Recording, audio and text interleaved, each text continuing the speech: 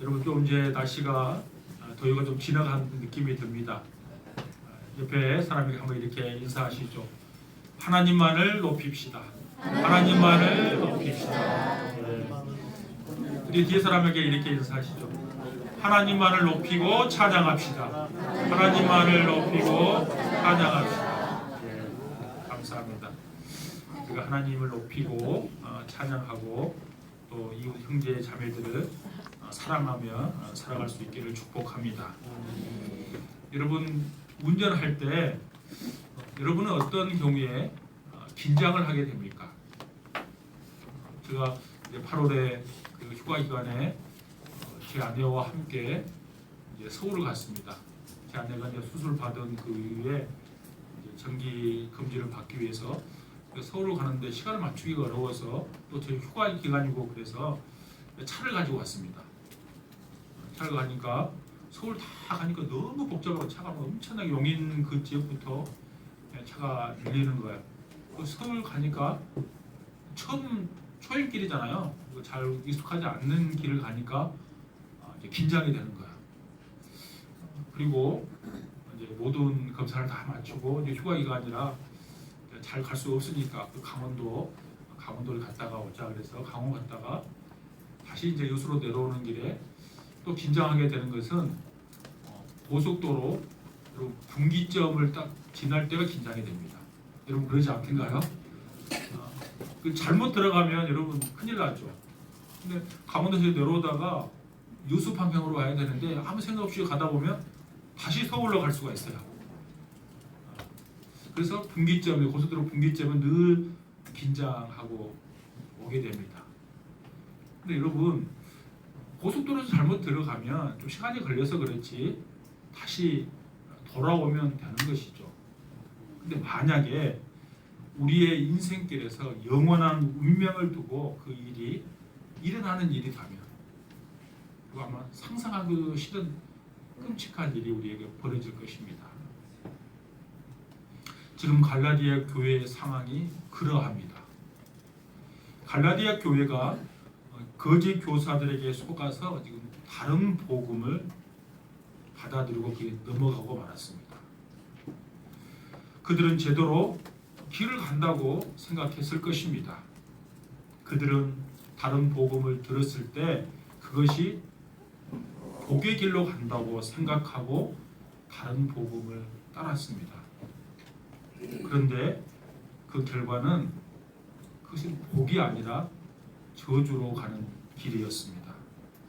제가 오늘 본문의 제목을 종교생활과 신앙생활 이렇게 정했는데요.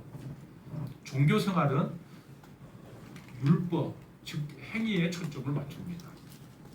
그런데 신앙생활은 하나님의 은혜와 믿음을 강조합니다. 행위는 우리를 공로주의에 빠지게 합니다. 그러나 믿음은 하나님의 은혜 안에 우리를 있게 합니다. 공로주의에 빠지면 그래서 저주입니다. 그러나 하나님의 은혜 안에 있으면 그게 복입니다. 갈라디아 거짓 교사들은 율법을 행하고 또 율법을 지키고 할례를 행하는 것을 계속 강조하는 그것은 은혜 안으로 복으로 그들을 이끌어가는 것이 아니라 저주 아래로 이끌어가는 거예요. 그런 갈라디아 교회를 바라보는 여러분 바울의 심정은 어떠했겠습니까? 우리가 이미 사도행전에서 살펴보았잖아요. 바울이 죽을 고비를 다 넘겨서 가서 그곳에 복음을 전했고 그 개척한 교회가 갈라디아 교회입니다. 특별한 애정이 있는 교회죠. 그러니까 로마서도 보면 로마서는 바울이 개척한 교회가 아니에요. 물론 뭐 개척했냐 안 했냐에 따라서 뭐 차이가 나지는 않겠지만 아무래도 자신이 죽을 고비를 넘기면서 개척한 교회에 조금이라도 더 애정이 가지 않겠어요? 근데 그 교회가 복이 아니라 저주 가운데로 들어가고 있다고 생각하면 아마 바울의 마음이 찢어질 것 같아요. 오늘 본문은 저번 주에서 살펴본 6절부터 시작된 구약의 증거가 지금 계속 이어지고 있어요. 오늘 본문에 나오는 구약의 증거를 그래 주제별로 둘로 나눌 수 있어요. 나눈다면 복과 저주입니다. 신앙생활은 복이 되고 종교생활은 저주가 되는 것입니다. 먼저 복된 생활이 어떤 생활인지를 살펴보겠습니다. 바울은 구약에서 아브라함이 믿음으로 의롭다 하심을 받는 것을 가지고 의롭게 되는 것은 믿음으로 온다는 것을 말씀했어요. 창세기의 말씀을 인용해서 아브라함의 믿음을 바울은 강조했죠. 그리고 이제 계속해서 오늘 7절의 말씀으로 이어집니다. 여러분 7절을 보십시오. 그런즉 믿음으로 말미암는 자들은 아브라함의 자손인 줄 알지어다. 우리는 이 말씀을 통해서 누가 아브라함의 자손인지를 알 수가 있습니다. 아브라함의 자손이라고 하면 유대인들에게는 남다른 의미가 있습니다. 아브라함의 자손이라는 혈통적인 자부심이 있고 또 하나님께서 우리를 선택했다는 그 선민의식, 특권의식이 그들에게는 있었습니다. 그런데 여기서 바울은 아브라함의 자손에 대한 새로운 정체성을 언급합니다. 아브라함의 자손이 혈통적인 관계에서 오는 것이 아니라 유대인이나 이방인이나 차별이 없는 새로운 관계를 말하고 있습니다. 여러분 무엇으로 아브라함의 자손이 될 수 있습니까? 그것은 믿음입니다. 혈통도 아니고 할례를 받아서도 아니고 율법을 지켜서 되는 것도 아닙니다. 믿음으로 말미암아 아브라함의 자손이 되는 것입니다. 그래서 믿음이 있는 자는 국적이나 출신이나 신분이나 성별 그 어떤 것도 문제가 되지 않습니다. 모두 다 아브라함의 자손이 될 수 있는 것입니다. 그래서 저와 여러분이 예수 그리스도를 믿고 아브라함의 자손이 되어서 하나님의 백성이 된 줄로 믿습니다. 아니 그렇지 않았다면 저와 여러분은 하나님의 자녀가 될 수 없었을 것입니다. 계속해서 바울은 이렇게 말합니다. 8절을 보십시오. 8절은 같이 읽겠습니다. 시작. 또 하나님이 이방을 믿음으로 말미암아 의로 정하실 것을 성경이 미리 알고 먼저 아브라함에게 복음을 전하되 모든 이방인이 너로 말미암아 복을 받으리라 하였느니라. 아멘. 바울은 창세기에 있는 말씀을 추가로 인용하면서 아브라함을 통해 유대인만 아니라 모든 이방인들이 복을 받으리라는 말씀이 이미 성경에 기록되어 있다고 지금 증거하고 있습니다. 그러니까 처음부터 하나님의 계획에는 이방인들도 포함되어 있었다는 사실입니다. 여러분 그런데 이 내용은 유대인들이 굉장히 당시 유대인들은 받아들이기 어려운 내용이에요. 우리가 잘 아는 것처럼 여러분 유대인들은 이방인들을 사람 취급하지 않았잖아요. 그러니까 유대인들은 이방인을 볼 때 우리가 복음서에 보면 어떻게 이야기해요? 경멸의 대상인 개로 여겼어요. 복음서에 보면 예수님께서 갈릴리 두로 지방을 지나갈 때 수로보니게 여인을 만나게 됩니다. 근데 이 여인은 이방 여인이었어요. 더러운 귀신에 시달리고 있는 어린 딸을 둔 어머니였어요.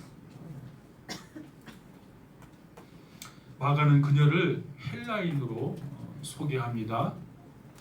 헬라인으로 소개했단 말은 이 여인이 지성을 갖춘 교육을 받은 여인이란 말입니다. 그 여인이 예수님의 발 아래 무릎을 꿇고 엎드립니다. 그리고 간청하죠. 예언합니다. 내 딸을 살려달라고, 구원해달라고 예언을 합니다.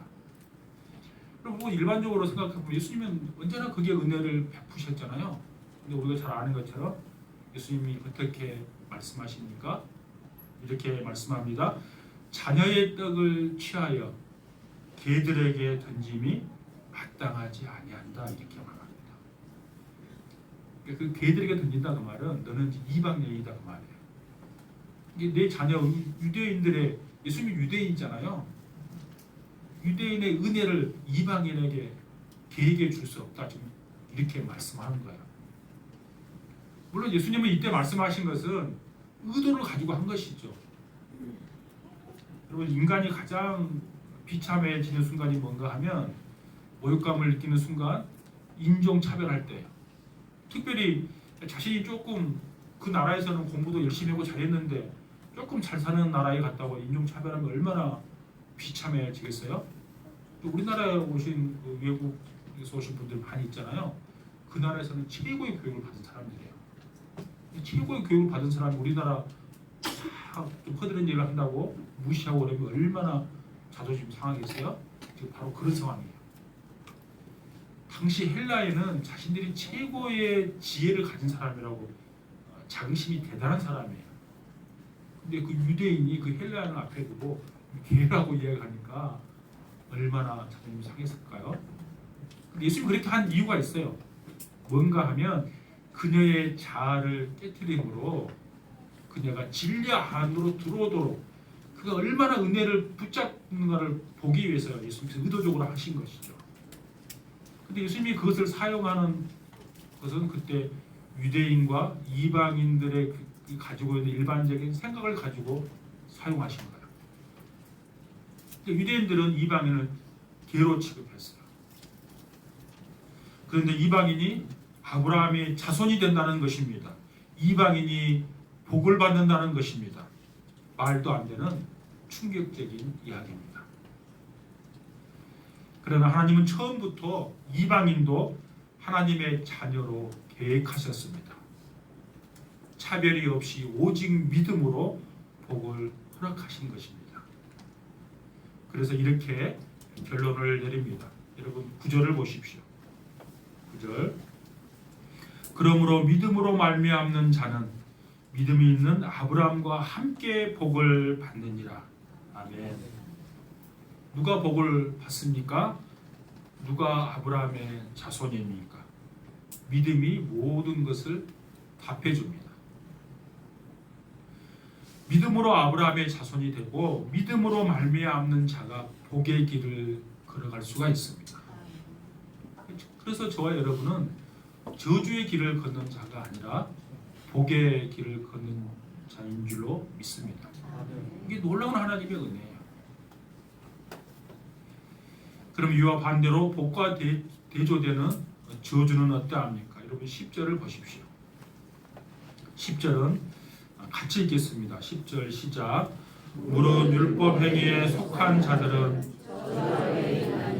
기록된 바 누구든지 율법책에 기록된 대로 모든 일을 항상 행하지 아니하는 자는 저주 아래 있는 자라 하였습니다. 아멘.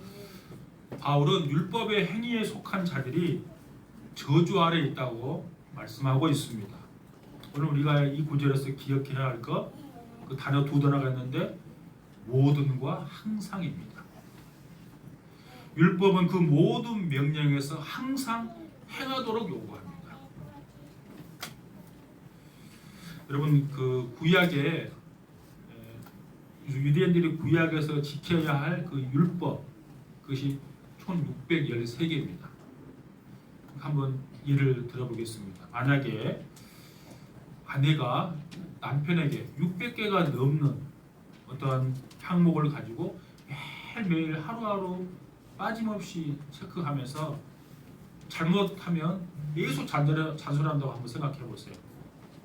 반대로 남편이 아내에게 똑같이 구약에 있는 그 600개의 그 율법의 항목처럼 그 항목을 탁 정해서 계속해서 이거 잘못했다 잘했다 체크하고 잘못하면 바로 거기에다가 또 제재를 가하고 벌을 주고 한다고 생각해 보십시오.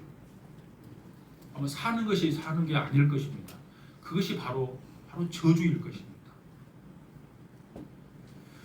우리는 모든 일을 항상 할 수 없습니다. 그런데 율법은 그것을 끊임없이 우리에게 요구합니다. 그래서 율법이 무엇을 가르칩니까? 여러분 11절을 보십시오.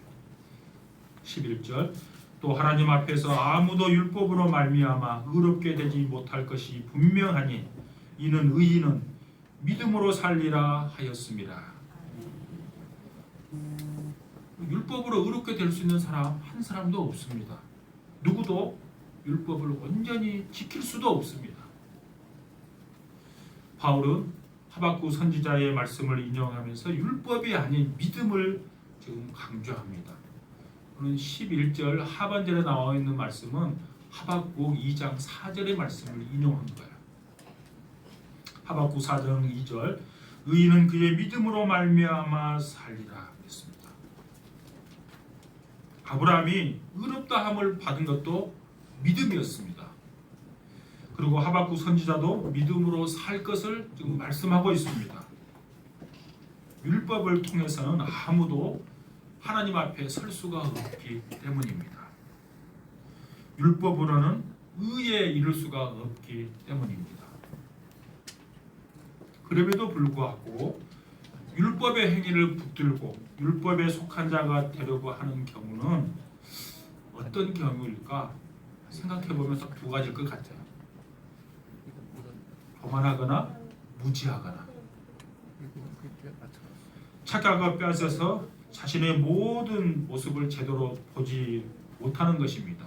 그래서 자신의 노력으로 하나님의 의에 이룰 수 있다는 그 교만이거나 전혀 몰라서 그렇게 행동하는 무지일 것입니다. 그래서 12절의 말씀처럼 율법은 믿음에서 난 것이 아닙니다. 율법과 믿음은 함께 할 수가 없습니다. 믿음은 복으로 가는 길이지만 율법은 저주로 가는 길입니다. 율법은 모든 것을 항상 우리에게 명령합니다. 결국 그들은 스스로가 율법의 저주 아래에 있음을 자처할 뿐입니다. 모든 일을 항상 해야 하는 율법의 아래에서 행함으로 의롭게 될 수 없는 것입니다. 이것이 우리의 한계이고 율법에 따르는 자의 저주입니다. 그래서 우리에게 필요한 것이 그리스도가 필요한 것입니다. 여러분 복과 저주가 만나는 곳 그곳에 그리스도가 오셨습니다. 여러분 13절을 보십시오. 13절 같이 읽겠습니다. 시작. 그리스도께서 우리를 위하여 저주를 받은 바 되사 율법의 저주에서 우리를 속량하셨으니 기록된 바 나무에 달린 자마다 저주 아래 있는 자라 하였습니다. 아멘. 우리가 저주가 아니라 복을 받게 된 것, 율법의 행위가 아니라 믿음으로 의롭게 된 것, 아브라함의 자손이 된 것, 그 모든 것을 가능케 한 것은 그리스도가 저주를 받으셨기 때문입니다. 그리스도께서 우리를 위해 대신 저주를 받으셨고 율법의 저주에서 우리를 속량하셨기 때문입니다. 그리고 속량했다는 말은 값을 지고 샀다는 말이에요. 여러분 근데 우리를 샀어요. 근데 우리를 살려면 우리를 어떤 상태에서 샀는가 하면 로마서에 보면 죄의 삭은 사망이라 그랬잖아요. 사망에 있는 우리를 값을 주고 샀어요. 근데 값을 주고 살려면 제가 수요일 성경 공부 때 이야기했잖아요. 속량에 대해서 제가 설명을 드렸어요. 값을 주고 살려면 그에 대한 합당한 값을 지불해야 된다 그랬죠. 우리가 사망 가운데 있었어요. 우리 사망 가운데 있는 우리를 생명으로 살려면 합당한 값을 지불해야 살 수 있어요. 근데 그 합당한 값이 뭐예요? 죄에서 건질 수 있는, 사망에서 건질 수 있는 거잖아요. 우리가 죽음에 있으니까 죽음에서 건질 수 있는 합당한 값이 바로 예수님의 십자가의 죽음이에요. 예수님께서 십자가에 죽지 않으시고는 우리를 살 수 없기 때문에 예수님께서 십자가에서 죽으신 거예요. 왜냐하면 죄의 삭은 사망이니까 사망 가운데 있는 우리를 사시기 위해 예수님은 십자가의 길을 걸어가신 거예요. 그래서 사도 바울은 고린도 교회 성도들에게 이렇게 말했습니다. 고린도후서 5장 21절. 제가 읽습니다. 고린도후서 5장 21절. 하나님이 죄를 알지도 못하신 이를 우리를 대신하여 죄로 삼으신 것은 우리로 하여금 그 안에서 하나님의 의가 되게 하려 하심이라. 죄를 알지 못하신 분이 우리를 대신해서 죄가 되셨습니다. 우리를 대신해서 직접 저주를 받으신 것입니다. 왜 그렇게 하셨을까? 14절이 그에 대한 답입니다. 여러분 14절을 보십시오. 14절 같이 읽겠습니다. 시작. 이는 그리스도 예수 안에서 아브라함의 복이 이방인에게 미치게 하고 또 우리로 하여금 믿음으로 말미암아 성령의 약속을 받게 하려 함이라. 아멘. 그리스도 예수 안에서 아브라함의 복을 주시려고 그렇게 하셨고 우리에게 성령의 약속을 주시기 위해 그렇게 하셨다는 것입니다. 즉 믿음으로 우리가 아브라함의 자손이 되는 복을 누리게 하시려고 믿음으로 우리가 성령의 약속을 받아 소망 가운데 살게 하시려고 우리 주님께서 나무에 달리셨다는 말입니다. 우리를 대신해서 저주를 받으신 것입니다. 여러분 이 편지를 쓰고 있는 바울을 한번 생각해 보십시오. 바울은 아주 열심히 있는 사람이었습니다. 그다음 율법에 철저한 사람이었습니다. 그리고 반대편에 있는 사람들은 저주의 길을 간다고 그는 생각했습니다. 그래서 그 예수님과 그를 믿는 추종자들, 그 제자들은 없어야 되는 방해물로 바울은 생각했습니다. 근데 그렇게 생각하고 그가 열심히 다해서 예수 믿는 사람은 핍박한 것이죠. 근데 예수님께서 십자가에 나무에 달려서 죽으신 거예요. 그래서 바울의 판단은 옳았습니다. 예수가 가는 길이 저주의 길이기 때문입니다. 예수가 나무에 달려 죽은 것은 하나님께서 주신 그 저주를 그가 몸소 받았기 때문입니다. 왜냐하면 이 일은 신명기에 나온 말씀이 성취된 사건이기 때문에 그렇습니다. 신명기 21장 23절에 보시면 나무에 달린 자, 그 나무에 달린 자라고 말하는 십자가에 달렸다고 말해요. 나무에 달린 자는 예수께 저주를 받았음이니라. 바울이 이렇게 생각했을 거예요. 예수가 하나님께 죄를 졌기 때문에 그가 저주를 받은 거야. 그래서 그가 나무에 달려 죽은 것은 그것은 저주를 받은 것을 증거하는 일이 되는 거야. 이렇게 그는 생각했을 거예요.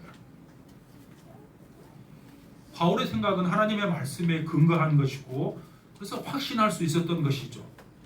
그래서 자신은 더더욱 확신했을 거예요. 예수님이 저주의 나무에 달려 죽으신 것을 보고 하나님의 말씀이 성취됐다고 생각했기 때문에 더욱더 확신을 가진 것이죠. 그래서 예수는 죽었으니까 그를 따르는 추종자들을 없애는 일에 바울은 최선을 다합니다. 그래서 살기가 등등해서 예수 믿는 사람을 잡아오게 가두려고 다메섹 도상까지 쫓아가는 거예요. 그곳에서 부활하신 예수님을 사도 바울은 만나게 됩니다. 예수님을 만나고 그는 그가 가졌던 확신이 산산이 부서집니다. 그가 지금까지 생각했던 모든 것이 순식간에 다 깨어지고 맙니다. 그럼 무엇이 문제입니까? 그 확신의 근거가 말씀에 있는데 무엇이 잘못된 것입니까? 그리스도께서 저주를 받으셨다는 사실은 변함이 없어요. 그리스도께서 십자가에서 달려 돌아가신 거 변함이 없는 사실이에요. 신명기 말씀대로 그분은 하나님의 저주를 받은 것이 분명합니다. 하지만 그 모든 것을 다르게 만드는 것은 예수님의 죽음이, 예수님이 십자가에서 받으신 그 저주가 바로 나를 위한 거라는 사실입니다. 바울은 그것을 깨달은 거야. 아, 예수님께서 십자가에서 저주를 받으셨는데 그것은 예수님 자신 때문에 받은 것이 아니라 나의 죄를 대신해서 예수님께서 저주를 받으셨다는 사실을 깨닫게 된 거예요. 그래서 그 길에서요 사도 바울이 돌이키게 되는 것입니다. 여러분 로마서에 보면 사도 바울이 이렇게 말합니다. 내가 복음을 부끄러워하지 아니하노니 이 복음은 모든 믿는 자에게 구원을 주시는 하나님의 능력이 됨이라 그랬어요. 여러분 복음이 예수님이시잖아요. 그러니까 예수님을 핍박하고 예수님이 하나님의 저주를 받았다고 생각했던 바울, 그 바울이 내가 복음, 예수님을 부끄러워하지 아니한대요. 또 갈라디아 교회는 이렇게 기록하고 있습니다. 우리가 보았어요. 갈라디아서 2장 20절 하반절에 보면 사도 바울은 이렇게 이야기합니다. 이제 내가 육체 가운데 사는 것은 나를 사랑하사 나를 위하여 자기 자신을 버리신 하나님의 아들을 믿는 믿음 안에서 사는 것이라. 아멘. 이제 내가 사는 것은 믿음으로 사는 것입니다. 믿음의 길을 걸어가는 것입니다. 율법이 줄 수 없는, 나의 노력과 수고가 줄 수 없는 참된 기쁨과 만족의 길, 그 복된 길을 이제 걸어가는 거야. 예수 그리스도의 보혈의 은혜로 그 공로를 힘입어서 믿음으로 갈 수 있는 그 복된 길을 이제 저와 여러분이 걸어가는 것입니다. 여러분 우리는 더 이상 죄의 종이 아닙니다. 율법의 속박에 매이지도 않습니다. 하나님은 우리에게 자유를 허락하셨습니다. 그런데 그것으로 끝은 아닙니다. 우리는 우리에게 있는 자유를 가지고 우리 자신이 아니라 주님을 위해 사용합니다. 율법의 명령 때문이 아니라 하나님의 은혜 때문에, 주님을 향한 사랑 때문에 감사함으로 믿음으로 순종의 길을 걸어가는 것입니다. 주님이 베풀어 주신 은혜에 감격하면서 주님을 향한 그 사랑이 동기가 되어서 이제 우리는 나에게 주어진 그 자유를 가지고 주님을 섬기며 살아갑니다. 여러분 그 섬기면은 반드시 우리의 행위가 뒤따릅니다. 근데 그 행위는 구원을 받기 위한 행함이 아닙니다. 이미 구원받은 자가 하나님의 은혜에 감사해서 믿음으로 순종하는 행위입니다. 믿음으로 순종하는 그 행위 속에 하나님께서 또 다른 감사의 조건을 우리에게 주시는 거예요. 그래서 하나님의 은혜를 알고 순종하는 사람들은 이 땅에서도 풍성한 삶을 누리는 거예요. 이것이 신앙생활이에요. 율법을 따라 내 공로를 드러내는 종교생활이 아닌 하나님의 은혜로 믿음으로 신앙생활을 함으로 참된 자유와 기쁨과 감사가 여러분 삶 가운데 넘쳐날 수 있기를 축복합니다.